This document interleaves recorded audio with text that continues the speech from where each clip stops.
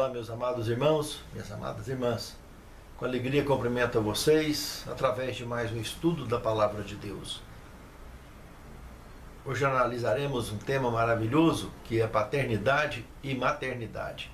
Eu gostaria de convidá-los, antes dessas considerações, para uma palavra de oração.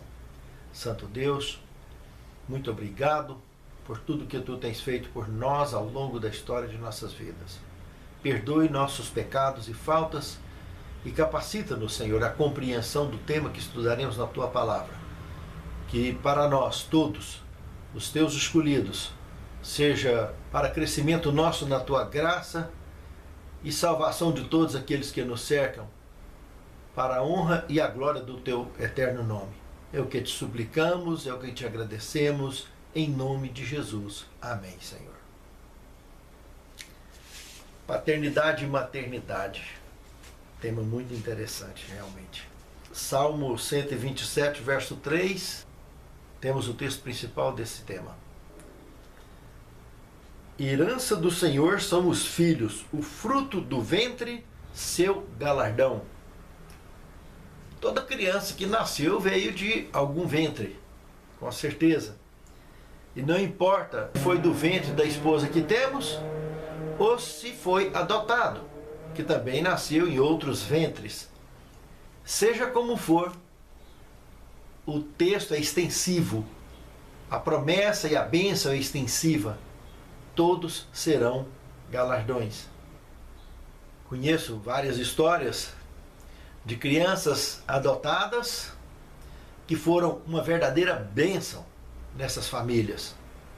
Várias experiências maravilhosas. É lógico que histórias desagradáveis também conheço. Mas eu pergunto, nos lares de crianças legítimas, não é a mesma coisa? Está cheio de história bonita e cheia de história feia por aí?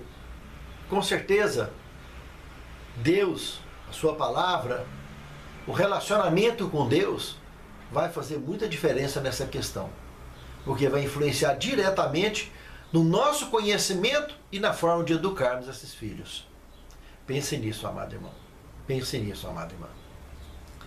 Segundo tema, a paternidade e a maternidade sem filhos. Aqui nós temos alguns textos bíblicos para ser pesquisado e extrair a lição que o tema requer. O primeiro exemplo que temos é no Gênesis capítulo 18, verso 11, onde temos aqui a história de Abraão e Sara. Sara já no período da menopausa, presta atenção. No período da menopausa, ela recebeu a bênção de gerar filho. Só que antes disso acontecer, Sara desorientou e conseguiu levar Abraão no mesmo caminho. Pegou sua serva Agar e trouxe para que através dela Abraão tivesse filhos, descendência. E conhecemos a história. Foi um verdadeiro transtorno. Abraão, depois que Sara morreu, ainda casou com Quetura, teve várias concubinas também, isso é relato bíblico incontestável.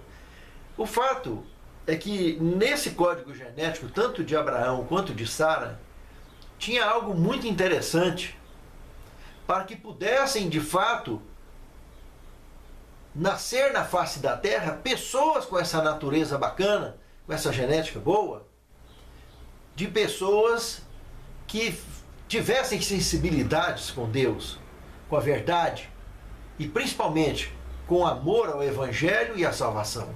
Essa é a principal razão desses milagres que vemos aqui, como foi o caso de Abraão e Sara, quando então, na menopausa, foi abençoada. E nem por isso, nenhum dos outros filhos que ele teve deixou de ser abençoado. Nele, em Abraão, seria bendita todas as famílias da terra. E isso é fato, incontestável. A ideia de que todo povo, tribo e língua que habita sobre a face da terra, daqui e dali, tem uma semente dessa genética bacana, seja ela sanguínea ou seja ela espiritual. Filhos de Abraão pela fé ou filhos legítimos. Mas tem pessoas em toda a face da terra com essas características bacanas, e é por isso que nos nas escolhas que fazemos, principalmente dirigido por Deus, tem sempre alguma coisa muito bacana preparada para todos nós. Pense nisso. É muito interessante e curioso esse tema. Um outro texto interessante que aqui aparece também foi Gênesis capítulo 30, o verso 1. Aqui aparece a história de Jacó com uma de suas esposas, que é Raquel. A Raquel era a paixão da vida de Jacó. E ele realmente passou um aperto muito grande, porque Leia foi dando filho para ele um atrás do outro. E aí Raquel desorientou, como fez Sara na antiguidade. Trilhou o mesmo caminho. Foi lá, pegou Bila, a sua serva, porque ela era estéril, pediu que Jacó lhe desse filhos, descendentes, através de Bila. Aí começou a mesma história lá pro lado de Abraão. Só que essa aí não foi despachada não, foi ficando lá. Junto com Leia, agora Bila. Aí a Leia pegou e trouxe a Zilpa também, que era sua serva, e começou a fazer a mesma coisa, e foi aquela fiarada fervendo. E aí até que Deus olhou para Raquel e abençoou Raquel. Do mesmo jeito que olhou para Sara, lá no passado. E dá mais 2 filhos para ela. Mas um desses, o primeiro dela, foi exatamente José. Olha que coisa mais curiosa. Que bênção, que marco histórico bacana que esse moço daria na história do povo de Deus. Não só na sua família, mas na história do povo de Deus. Quando? Lá no Egito. De escravo a governador. Que experiências fantásticas, né? Deus realmente sabe o que faz o tempo todo. Coisa maravilhosa. E outro texto indicativo bacana que surgiu aqui, muito feliz, 1 Samuel capítulo 1, verso de 1 até o verso 8. Aqui aparece a história de Ana e Elcana. Ana era uma das esposas de Elcana, a outra era Penina, que inclusive era muito encrenqueira. Ana já era uma mulher bem tranquila, sensata, pé no chão, mas estéril. E Penina vivia apurrinhando ela por causa disso, aborrecendo, mas Elcana sempre muito paciente, tranquilo, e conseguiu, junto com ela, com muita oração, alcançar a bênção de Deus também. E olha, para quem era estéril, agora tem um filho, ficou tão feliz de ter o filho, deu o nome dele de Samuel e doou ele para que o sumo sacerdote pudesse criá-lo. Entregou para que a educação dele fosse plena e absoluta na causa de Deus. O único filho que ela tinha. Foi tão grande a bênção dessa mulher, lá no livro de 1 Samuel, no capítulo 2, verso 5, apresenta que ela teve 7 filhos. Olha, ela teve mais 6 depois disso. Para quem era estéril, hein? Já pensou que bacana? Experiência mais bacana? E esse Samuel também foi um marco fantástico na história do povo de Deus. Ele foi o último juiz de Israel e um profeta que marcou entre o período de juízes e o período da monarquia de Israel que se iniciou em seus dias. Ele ungiu o primeiro rei que teve em Israel, que foi o rei Saul, e ungiu também o segundo, que seria Davi, que substituiria Saul por causa de apostasias múltiplas que Saul vinha cometendo. Então foi uma história marcante, a história do profeta Samuel. Mas Deus sabia disso. Que seleção ele estava fazendo para que essa história fosse escrita como foi escrita. E Deus não abandona seus filhos. Ele está sempre do lado, trabalhando para que essas histórias possam ser escritas da forma mais bonita possível, de acordo com o livre-arbítrio que ele nos dá, mas de acordo com a intimidade e relação que desenvolvemos com ele durante a história de nossas vidas. Lucas capítulo 1, verso 7, tem outro trecho muito bacana aqui registrado. Consta a história de Zacarias e Isabel. Zacarias e Isabel, puxa vida, que coisa linda foi a história desse casal. Também a mulher estéril. Agora, ela foi abençoada e gerou uma criança também, que foi um marco na história do povo de Deus. Ninguém mais, ninguém menos do que João Batista. Aquele que preparou o planeta Terra para receber o Messias. E começou a ensinar sobre a chegada do reino de Deus. Que coisa linda essa seleção que Deus fez na história da humanidade, desses casais especiais, para que crianças especiais vivessem entre nós, nos deixando um legado importantíssimo de convivência com Deus e o semelhante. Pense nisso, amado irmão. Pense nisso, amado irmão. O mesmo Deus quer fazer conosco hoje. A história continua, não parou. Só que cada um escreve a sua história. Se com Deus, escreveremos de uma forma. Sem Deus, escreveremos de outra forma. É muito sério esse assunto. Terceiro tema, pais e mães solteiros. Aqui nós temos várias experiências. A própria Agar, que comentamos ali atrás, foi despachada sozinha, com o filho. Gênesis capítulo 16, verso 3 e 4, e o capítulo 21, o verso 17. Temos a história também de Betseba, o primeiro filho de um relacionamento adúltero, que nasceu morto. Foi uma experiência horrível, tanto para ela quanto para Davi. Ainda mais fazendo o que tinha feito Davi, quando cometeu uma série de pecados em volta de outro pecado. Registrado também em 2 Samuel, no capítulo 11, verso 4 e 5. Em 1 Reis 17, 9 também temos a história da viúva de Sarepta. Vocês conhecem, criou aquela criança ali, uma viúva, né? E ainda passou por uma experiência dramática, mas uma bênção veio e cobriu esse drama de sua vida. Porque Deus não abandona os seus filhos. O filho morreu, o profeta Elias veio e ressuscitou o filho da viúva de Sarepta. Foram muitas bênçãos maravilhosas. Coisas especiais estavam vindo, presta atenção.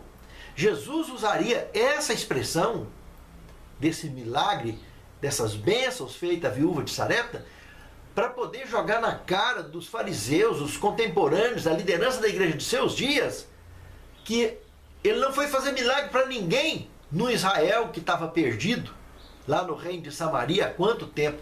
Durante os 3 anos e meio de seca. Mas foi fazer milagre lá para a viúva de Sarepta, lá para o mundo gentil, lá em cima.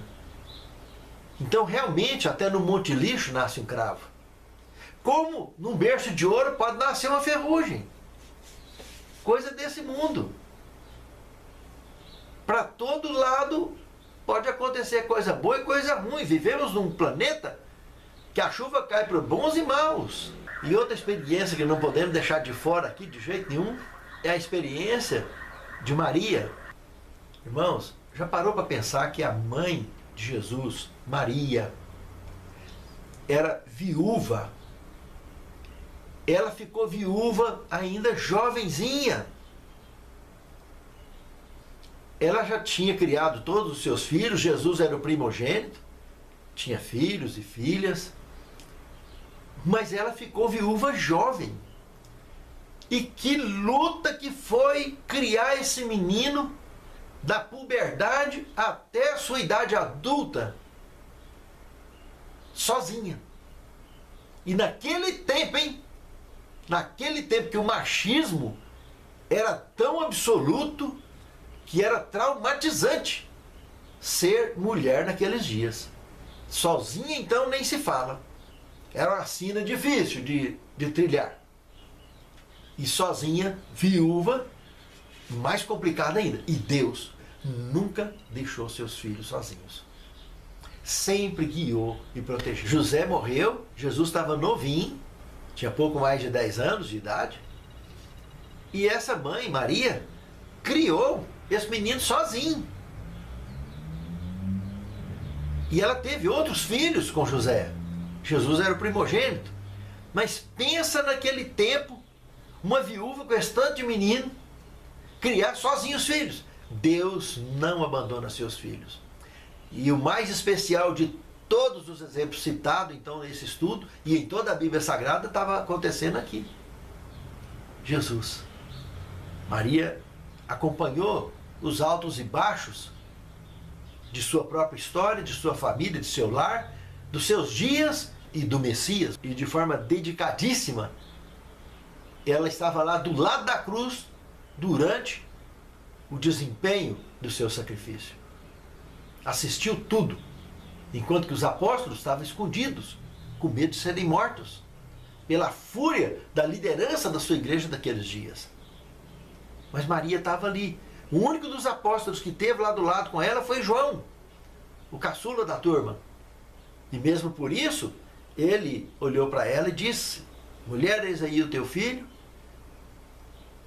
E disse para João: João, eis aí a tua mãe. Irmãos, é fantástico a forma com que a Bíblia junta essas peças do quebra-cabeça, da história do plano da redenção, é algo realmente maravilhoso. Só que eu e você fazemos parte desse projeto. E é isso que precisa de entendermos, que a história continua. Nós precisamos continuar escrevendo essa história, fazendo boas escolhas e principalmente não abrindo mão jamais da relação com Deus. Porque se relacionamos bem com Deus, automaticamente nos relacionaremos bem com a família, com o cônjuge, com a igreja e com o mundo ao nosso redor. Pense nisso, amado irmão. Pense nisso, amado irmão. Quarto tema, a alegria e a responsabilidade de educar filhos. Aqui nos é citado o Salmo 127, para que possamos pesquisar e tirar lições desse contexto muito feliz colocado aqui, então, pelo autor desse manual. De cara, o salmista dá a entender aqui, na abertura do seu registro sagrado, que realmente é importantíssimo nós termos o Senhor como nosso companheiro, como nosso mantenedor e parceiro em todas as nossas escolhas e decisões. Porque com Ele na causa, nós temos condição de fazer tudo. Sem Ele, nada. Em poucas e boas, ele está dizendo: um desastre tentar fazer as coisas sem Ele. Não adianta construir sem a bênção dele, que não vai ter futuro. Não adianta colocar um vigia para vigiar a cidade, o sentinela, porque se não tiver com Deus também isso não resolve de nada. Nós vivemos num mundo, irmãos, que a terra daqui e dali abriu, engoliu milhares e milhares de pessoas. Nós vivemos num mundo que tem terremotos, num mundo que tem maremotos, que tem tsunamis, que tem cometas, asteroides viajando de um canto do outro da Via Láctea e do universo. Preste atenção, meus irmãos.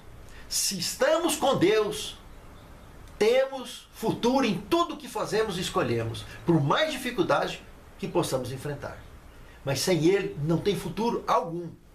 E ele completa o raciocínio desse salmo mostrando que educar bem os nossos filhos é como encher uma aljava de flechas de alta qualidade e entregues na mão de um arqueiro, de um guerreiro. Esse guerreiro, se luta pela luz, é fantástico. Os efeitos dessas flechas de amor espalhadas pelo mundo conquistará muitas almas aos pés de Cristo, porque são guerreiros do Senhor. Mas se esse guerreiro for um guerreiro das trevas, as flechas é só veneno. Aí faz estrago da mesma forma, só que é o inverso. São verdadeiros psicopatas fazendo estrago na face da terra para tudo quanto é lado. Pessoas desequilibradas, sem referências paternas e maternas, porque não houve a devida responsabilidade durante a educação dos filhos. A verdadeira responsabilidade vem a partir do momento que as pessoas transferem aquilo que é de bom, que aprendeu na vida para os seus filhos, e procura segurar ao máximo aquilo que ele percebe que é negativo na transferência de orientação para esses filhos. E mesmo nas reações congênitas que o pai e a mãe vai percebendo que ele está puxando algumas tendências que não tem futuro, que não está correto, ele está ali firme para acompanhar, e com brandura, com firmeza e muito amor, ele consegue lapidar, corrigir, fazer com que essa criança, esses poucos anos que ela passa junto com os pais, antes de escolher alguém para viver ao lado, ter o preparo suficiente para ser uma pessoa de bem, uma pessoa de caráter, uma pessoa que seja realmente flechas da luz para que o mundo seja encantado com esse legado transferido de geração em geração, ao deitar, ao levantar, meditando sempre na palavra e andando na palavra. É outra coisa, é outra qualidade. Tudo bem, todo mundo, de um jeito ou de outro, acaba educando seus filhos. Mas se seguir as orientações da luz, meus amados, é uma comparação muito feliz essa. Imagine, num tempo que não tinha outros tipos de arma, só existia flecha, um arqueiro bom, habilidoso e valente, tendo boas flechas, com a aljava bem cheia. Quem que segurava um indivíduo desse? Entende? Mas da mesma forma, uma tranqueira também com flechas envenenadas, incendiárias, faz muito estrago. Porque tanto as pessoas podem se especializar no bem, como podem se especializar no mal. Tudo depende do que foi transferido na educação desses filhos. Ter responsabilidade é o mínimo na educação dos filhos. Porque já tem aqueles problemas que a gente não consegue controlar com o tempo. Mesmo tendo responsabilidade. Mas coisas que acontecem além de nossas expectativas e de nossa conduta. Pela inexperiência, não conseguimos, quem sabe, perceber algo que surgiu ali e deixa passar, e quando vê não tem mais volta, não tem controle. Quando nos sentimos apurados, só temos que procurar ajuda. Mas mesmo assim, nem tudo será evitado. Mas fazer da nossa parte não custa nada. Só ganhamos. E um dia conheceremos os resultados de ter a consciência em paz de ter feito aquilo que é correto. De educar nos caminhos do Senhor as crianças que nos foram confiadas. Pense nisso, amado irmão. Pense nisso, amado irmão. Tudo isso que o salmista está dizendo aqui são peças fundamentais na estrutura de qualquer cultura, de qualquer época. A educação, a boa educação dos filhos. Ou teremos um legado, uma marca bonita para apresentar nas páginas de nossa história? Ou, infelizmente, uma página manchada na página de nossa história? Mas é muito importante, enquanto temos consciência e temos tempo, fazer aquilo que podemos fazer pela graça de Deus para transferirmos sempre um legado de boa educação, de uma educação iluminada pela luz do Senhor. Pense nisso, amado irmão. Pense nisso, amado irmão. Quinto tema: a paternidade e a maternidade como discipulado. Esse aqui é muito forte, esse tema. Aqui nós temos dois textos básicos para pesquisa, muito felizes, selecionados para levantar esse tema. O primeiro deles, Gênesis 18, versos 18 e 19. Aqui mostra os filhos da descendência de Abraão, uma bênção maravilhosa, como comentamos anteriormente. Mas aqui aparece um outro texto bíblico, 1 Samuel 3, de 10 a 14, que por incrível que pareça, ironia do destino, Eli, o sumo sacerdote, que criou o profeta Samuel. Esse homem, lamentavelmente, foi negligente na educação dos seus filhos e acabou manchando a história do povo de Deus, justamente a página do sacerdócio, por negligência da educação dos filhos. Ele deu corda demais para os meninos e depois não deu conta de recolher. E, lamentavelmente, teve uma história muito trágica da morte desses meninos e da morte dele também. Coisa horrível, irmãos. Irmãos, missão é coisa séria, irmãos. Nós estamos falando aqui de Abraão e estamos falando aqui de Eli. Estamos falando de liderança que tem influência no meio do povo de Deus. Tem muita gente que gosta de brincar de ser filho de Deus. Isso não é brincadeira não, irmãos.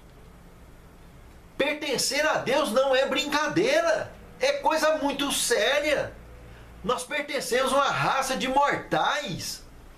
E para alcançar e ser alguma coisa nessa vida, ser recuperado, ser redimido, precisa haver entrega, irmãos. É de graça a salvação, mas tem que ser entrega.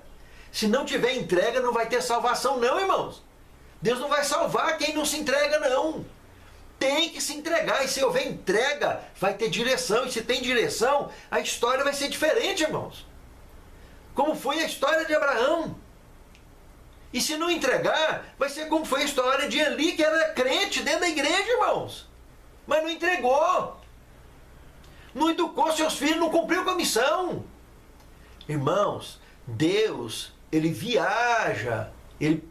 Deus trabalha no código genético dos habitantes desse planeta para tentar produzir o máximo pessoas de boa índole, pessoas de bom caráter, pessoas que é uma bênção para o semelhante, que é uma bênção para todos que nos cercam.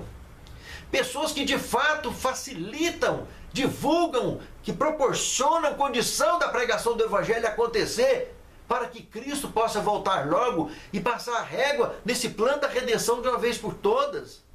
Levar os seus escolhidos com Ele e depois mudar para cá, com a cidade santa, e passar a morar eternamente aqui, com o seu povo, que um dia foi imortal, deixou de ser, porque voltou a fazer parte do projeto original que Deus criou, que é a raça pura. Raça essa que Adão e Eva foi criado puro, e até 4.000 anos antes de Cristo viveu puro, aqui nesse planeta. De lá para cá que a coisa bagunçou. Meus amados, é muito sério esse assunto. Não pode brincar de pertencer a Deus. E tem muita gente brincando de pertencer a Deus, mas está brincando, sabe por quê? Porque está embriagado com o vinho da Babilônia. Nós precisamos de acordar, irmãos. Ser destravado dessa situação perigosa. Não nos esquecemos em momento algum que todos temos uma missão a cumprir. E não é brincadeira. Pense nisso, amado irmão. Pense nisso, amada irmã. O Senhor é conosco. Ele está conosco. Ele quer nos ajudar. Ele quer nos abençoar. Ele está nos abençoando. Ele quer nos dar poder e conhecimento para sermos vitoriosos. Basta acontecer a entrega. E o mais Ele fará. Sexto tema. Lutando por seu filho pródigo. Que felicidade a escolha desse tema, irmãos. Que título inspirado esse, adotado aqui nesse tema. Muito feliz o autor deste manual ao intitular esse tema dessa forma. Provérbios capítulo 22, verso 6. Não precisa mais. Que escolha de texto fantástico, né? Para completar esse tema. Instrui o menino no caminho em que deve andar, e quando ele ficar velho, ele não se esquecerá dele. Irmãos, o que é que a palavra de Deus está falando aqui? Que se a gente plantar bons frutos, boa semente, em solo bom, não preocupa não. O menino pode até ir, mas o dia que ele estiver lá no chiqueiro sozinho, comendo comida de porco, e sabendo que o pai dele está de braço aberto esperando, ele volta, irmãos, porque a semente foi boa. Por mais que a vida tenha trazido tempestades, que tenha tido dificuldades para aquela família, o filho pródigo, ele é fruto de boa semente. Mas é fundamental que você, pai, você, mãe, possa ter a sua consciência limpa, que de fato está fazendo tudo que está ao seu alcance, inspirado por Deus, abençoado por Deus, para que realmente o seu filho esteja recebendo boa semente. Não cabe a nós segurar ele dentro da igreja. Isso não é obra, nunca foi obra de pai nem de mãe. As pessoas crescem, amadurecem, escolhem os seus caminhos. Mas a semente boa vai dar fruto bom. Mesmo que amanhã dá aquela evaporada, some, mas ele volta. É o pródigo. E mesmo isso se aplica ao pródigo espiritual também. Pessoas que foram bem evangelizadas, elas voltam também. Passa por aqui, passa por ali, mas acaba voltando. Porque a semente foi boa. Por isso que é muito importante sempre trabalharmos com boa semente. E não tem melhor semente do que a palavra de Deus. Pense nisso, amado irmão. Pense nisso, amada irmã. Sétimo tema, educação salvística. Irmãos, tem dois trechos aqui da Pena Inspirada, um do Lar Adventista, página 266 e 267, e o outro de Testemunhos para a Igreja, volume 1, página 218. Uma benção, irmãos. Presta atenção. Vocês devem tomar tempo com Deus e seus filhos. Podem dizer às suas visitas: Deus me deu uma obra a fazer e não disponho de tempo para tagarelar. Elas devem compreender que vocês têm uma obra a fazer para o tempo e a eternidade. Presta atenção no que comentamos lá atrás. A viagem no código genético de pessoas boas que Deus realmente está do lado, fazendo tudo para que aconteça a salvação no final. No maior número possível de pessoas. Por que é importante não descuidarmos da educação de nossos filhos? E ainda continua aqui dizendo, agora no Testemunho para a Igreja: pais, vocês devem começar sua primeira lição de disciplina quando seus filhos são criancinhas e de colo.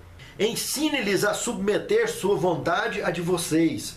Isso se pode fazer mantendo a justiça e a firmeza.